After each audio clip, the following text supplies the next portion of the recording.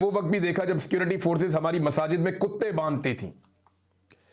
जब हम एहतजाज करते कि ये मसाजिद की तौहीन है तो हमें जवाब दिया जाता कि कुत्ते और तुम एक ही बात हो। अस्तगफिरुल्लाह। ये वज़ीर आला कह रहा है खैबर पख्तूनख्वा का। कितनी तकलीफ दे बात है।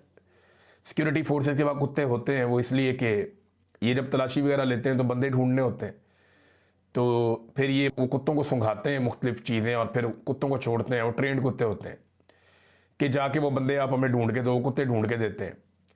बाद औक़ात इनके कुत्ते होते हैं वो माइंस वगैरह के लिए और दीगर एक्टिविटीज़ के लिए, तो कुत्ते बहुत ज़रूरी हैं सिक्योरिटी फोर्सेस के पास। लेकिन ये बड़ी अजीब बात सुहेल आफरीदी ने बताई कि हमने वो वक्त भी देखा जब सिक्योरिटी फोर्सेस हमारी मसाजिद में कुत्ते बांधती थी। जब हम एहतजाज करते कि ये मसाजिद की तौहीन है तो हमें जवाब दिया जाता कि कुत्ते और तुम एक ही बात हो। इसके बावजूद हमारा दिल देखें कि हमने फिर भी सब्र किया, हमने अपने मुल्क को अपना ही समझा। हम आज भी कहते हैं कि मुल्क भी हमारा है, दर्द भी हमारा है, फ़ौज भी हमारी है।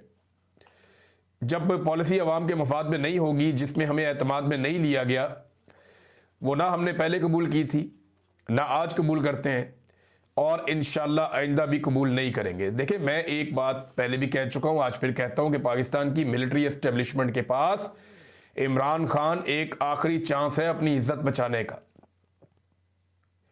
पाकिस्तानी कौम बहुत आगे निकल गई है। आज कुछ और हकायक वज़ीर आला खैबर पख्तूनख्वा ने बताएं। बहुत सारी चीज़ें मैं जानता हूँ, ऐसी चीज़ें जानता हूँ ऑपरेशन ज़दा इलाकों के बारे में जो मैंने वहाँ लोगों से सुनी। अगर आवाम को बताएं तो पाकिस्तान में आग लग जाएगी। तो बजाय कि वो चीज़ें सामने आए और पाकिस्तान की मिलिट्री एस्टेब्लिशमेंट के लिए मज़ीद सुबकी और परेशानी की और नफरत की एक लहर जन्म ले, बेहतर यह है कि इमरान खान जैसे मौके से फ़ायदा उठाएं। ये वो वाहिद और आखिरी मौका है आपका जो आपको बैरकों में जाने में आसानी पैदा कर सकता है, आपको इज्जत के साथ अपनी डोमेन में वापस भेज सकता है। वरना इसके बाद आप जाना भी चाहेंगे तो लोग आपको जाने नहीं देंगे, लोग आपको चिपक जाएंगे, क्योंकि इमरान खान के बाद सूरत-ए-हाल कुछ और होगी।